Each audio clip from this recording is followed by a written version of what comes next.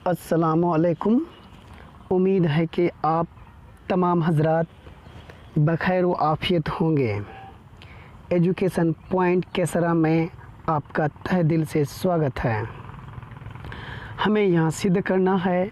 आज हम लोग एजुकेशन पॉइंट केसरा में गोलीय दर्पण की फोकस दूरी तथा वक्रता त्रिज्या में संबंध के बारे में पढ़ेंगे, जो relation between radius of curvature and focal length of a spherical mirror, इनके बारे में जानना है। केसेस नंबर 1 में आज हम लेकर के आए हैं अवतल दर्पण के बारे में, जो सिद्ध करना है अवतल दर्पण में F बराबर R/2 को। तो सबसे पहले हम चित्र में जानने की कोशिश करेंगे, फिर बाद में हम इन्हें रफ्ता रफ्ता आगे आपको नीचे की तरफ लेके जाएंगे। तो M और M' ये एक अवतल दर्पण है। तो अवतल दर्पण किसे कहते हैं? दर्पण का वह हिस्सा जो परावर्तित सतह धंसा हुआ हो और उसका रजतित वाला भाग उभरा हुआ हो, ये हमारा क्या कहलाएगा? अवतल दर्पण कहलाएंगे। तो M' एक अवतल दर्पण है। इसमें सिद्ध करना है F बराबर R/2। A और B, यहाँ A B एक आपतित किरण है, जो बिंदु B M' अवतल दर्पण के परावर्तित सतह पर ठोकर खाती है। ठोकर खाने के बाद वो F से गुजर जाती है। और यहाँ P जो देख रहे हैं ये पोल कहलाता है। F यहाँ जो देख रहे हैं फोकस कहलाता है। C यहाँ जो देख रहे हैं ये आपका वक्रता केंद्र कहलाता है। जो किरण A और B यहाँ दर्पण के सतह पर आकर के पड़ती है वो आपतित किरण कहलाती है, और दर्पण के सतह से ठोकर खाने के बाद F से गुजरती जाती है तो ये परावर्तित किरण कहलाती हैं।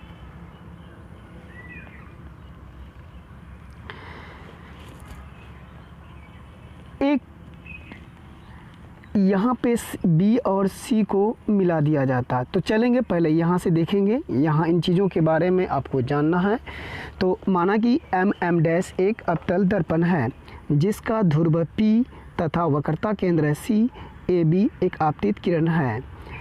CP के समांतर आती हुई किरण दर्पण से ठोकर के बाद वह F से गुजरती है और C को लेकर के B से मिला दिया जाता है। इस तरह से निम्न प्रकार की चित्र बनती है, जो हम इस चित्र से प्रूफ करना है अवतल दर्पण में F बराबर R/2 को प्रूफ करना है। चूँकि AB समांतर CP है तथा CB एक तिर्यक रेखा है। जैसे कि क्लास 9th में आप पहले ही पढ़ चुके हैं कि एक तिर्यक छिद्री रेखा होगा, तो समांतर रेखा है और इनके बीच में एक तिर्यक छिद्री रेखा प्रवेश की जाती है तो इसमें निम्न प्रकार की कोण बनती है, जो संगत कोण, सम्मुख कोण, एकांतर कोण, एक ही ओर के एकांतर अंत कोण बनती है। तो हम लोग यहाँ पे आज एकांतर कोण के बारे में जानेंगे। सबसे पहले इनको जान लेना ज़रूरी है, तब आपके जहन के खाके पे अच्छी तरह से बैठ जाएंगे।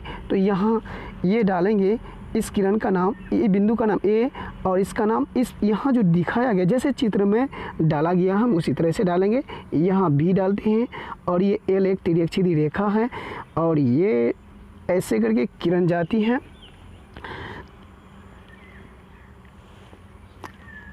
और यहाँ पे बिंदु F है।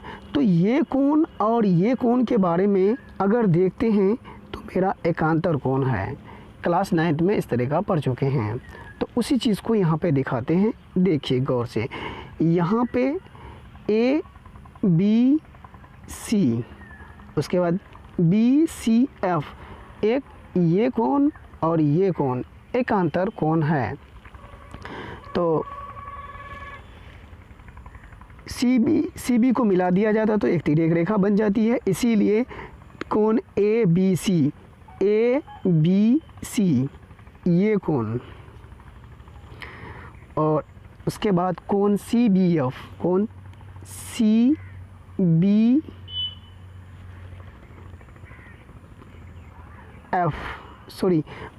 बी सी एफ ये कोण एकांतर कोण कहलाती है। तो इक्वेशन 1 मेरा यहाँ पे तैयार हो जाता है, जो इक्वेशन 1 कहलाते हैं। एकांतर कोण से हम इस चीज़ को लिए हैं। अब आइए परावर्तन के नियम से देखना है। क्योंकि परावर्तन कोण के नियम से तो ए बी एक आपतित किरण है, यहाँ ठोकर खाने के बाद वो 2 भागों में विभक्त हो जाता है, एक कोण बनती है और इनके बीच में एक टूटी हुई लाइन में हम दिखाए हैं। तो ये कोण और ये कोण 2 कोण दोनों बराबर भागों में बढ़ जाती है। उसी चीज़ को लेकर के यहाँ पे आगे दिखा रहे हैं।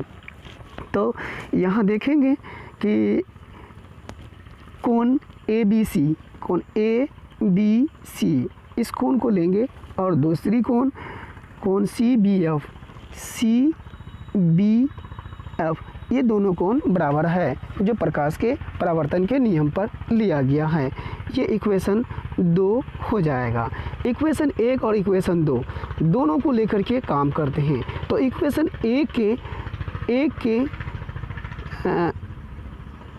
1 में BFC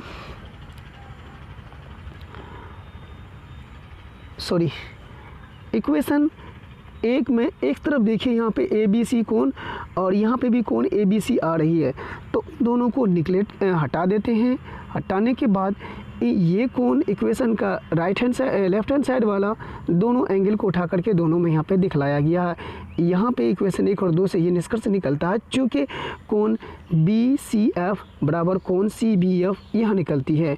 अब तो ये दोनों कोण बराबर हो जाती है, तो इसीलिए BCF एक समद्विबाहु त्रिभुज है। BCF एक समद्विबाहु त्रिभुज बनती है। 9th में आप ये भी जान चुके हैं कि समद्विबाहु त्रिभुज किसे कहते हैं। वह त्रिभुज जिनकी 2 भुजा या 2 कोण बराबर होती हैं तो वो समद्विबाहु त्रिभुज कहते हैं। जैसे ये भुजा ये कोण बराबर है। समद्विबाहु, सम का मानी होता है बराबर, द्वि का मानी होता है 2, मानो ये 2 है, यानी 2 भुजा और 2 कोण बराबर है। जब हम इस चीज़ को दिखाने में सक्षम हो जाएंगे तो मेरा ये अपने आप आकर के बन जाएंगे। तो यहाँ देखेंगे त्रिभुज BCF एक समद्विबाहु त्रिभुज। आप गौर से देखेंगे ये चिन्ह को, यहाँ पे एक चिन्ह दिखाया गया, एक चिन्ह यहाँ पे दिखाया गया। दोनों त्रिभुज की इस त्रिभुज की दोनों भुजाएं बराबर है, इनमें दोनों कोण बराबर होगी, ये कोण और ये कोण बराबर होगी। इसीलिए BCF एक समद्विबाहु त्रिभुज बन जाती है। अब इनके निकटतम बिंदु पॉइंट B और P को बहुत निकट है। B और P बहुत निकट इस दृष्टि से हैं। इसको समझने के लिए सबसे पहले बात आप ये देख लीजिए, एक सर्किल है और इसमें एक लाइन खींच देते हैं। यहाँ पे हम रेडियस को रखते हैं, यहाँ से यहाँ तक की दूरी रेडियस कहलाते हैं। अगर कोई लाइन इस तरह से है, इसको झुका करके नीचे गिराएंगे तो यहाँ तक लेके आएंगे, इनके यहाँ तक लेके आएंगे तो वो मतलब एक निकटतम बिंदु में आकर के ही पड़ती है, लेकिन पूरा पड़ जाती है। तो यही कारण है कि ये दोनों बिंदु निकट है। तो आप यहाँ समझेंगे, क्योंकि इसीलिए BF यहाँ B और F जो देख रहे हैं, B और F की भुजा, F और C की भुजा दोनों बराबर हैं, क्योंकि एक समद्विबाहु त्रिभुज है। पहले ही इस चीज़ को दिखला चुके हैं। इसीलिए PF बराबर FC है, तो PF बराबर क्या बोलेंगे, FC। इस तरह से, क्योंकि ये भुजा बराबर है, तो ये भुजा को बराबर दिखलाने के लिए आपने वक्रता त्रिज्या और फोकस दूरी के बारे में जानते ही हैं। फोकस दूरी जो होती है वक्रता त्रिज्या की क्या होती है, आधी होती है। अगर ये जितना ये पूरा माप है उनका, अगर एक माप ये दिखला देते हैं तो ये यहाँ पे उतना ही इसका होगा बराबर। इसीलिए एफ पी एफ बराबर एफ सी कहलाता है। आइए एजुकेशन पॉइंट में आपका स्वागत है। मेरे चैनल को सब्सक्राइब करें, आगे बढ़ाएं और भी लोगों तक फैलाएं ताकि सभी बच्चों को ये इल्म हासिल हो सके। तो चित्र से वहाँ तो देख लिए, तो चित्र को फिर एक बार आपको बैक करके देखना पड़ेगा, क्योंकि पी सी बराबर एफ सी पी एफ और एफ सी कैसे प्लस में आता है। तो ये पी यहाँ लेते हैं, पी और सी दोनों एक रेखा है तो उनको दो भागों में बांटा गया। क्योंकि पी सी बराबर क्या कहलाता है, P F plus F C दोनों है बराबर है। फिर यहीं पे देखेंगे जो पी सी बराबर P F plus P F, P C बराबर पी एफ प्लस क्या कहता है पी एफ। उसका कारण देख लीजिए, क्योंकि P F equal F C दोनों बराबर है, पहले ही दिखला चुके हैं यहाँ पे। तो पी सी को पी सी रहने दें, P F one P F और वन पी एफ दोनों को ऐड करने पर कितना हो जाएगा, 2 पी एफ कहलाएगा, जैसे यहाँ दिखाए हैं। पी सी, ये पी सी जो है थोड़ा पिक्चर दिखाने में दिक्कत हो रहा है, इसलिए प्रॉब्लम आ रहा है। यहाँ देखिए, ये पीसी को आर कहा जाता है, यहाँ से लेकर के यहाँ तक इसको वक्रता त्रिज्या बोलता है, जिसे आर से सूचित किया जाता है। और पीएफ को यहाँ से लेकर के और यहाँ तक फोकस दूरी कहता है, इसे एफ से सूचित किया जाता है। 1 पी एफ 2 एफ हो जाएगा, तो पीसी को आर कह दें और दोनों को हो जाएगा 2 पी एफ हो गया, तो पी एफ को एफ से सूचित किया जाता है, इसलिए 2 एफ कर दिए। अब आगे देखिए, तो आर कहलाएगा यहाँ पे और 2 पी एफ कहलाएगा, 2 एफ कहलाएगा। तो इसको हम चेंज कर दें ताकि बच्चों के जहन में जल्दी से बैठ जाए। तो इसी चीज़ को पलट दिए हैं, एल एच वाले को आर एच एस वाले को एल एच की तरफ कर दिए। तो 2 एफ बराबर आर, इसलिए एफ बराबर आर बाई 2। तो एफ यहाँ पे गुना में है, जब बराबर के इस पार लेके जाएंगे तो बटे लग जाएगा। तो एफ बराबर क्या प्रूफ हो गया, आर बाई 2 कहलाता है।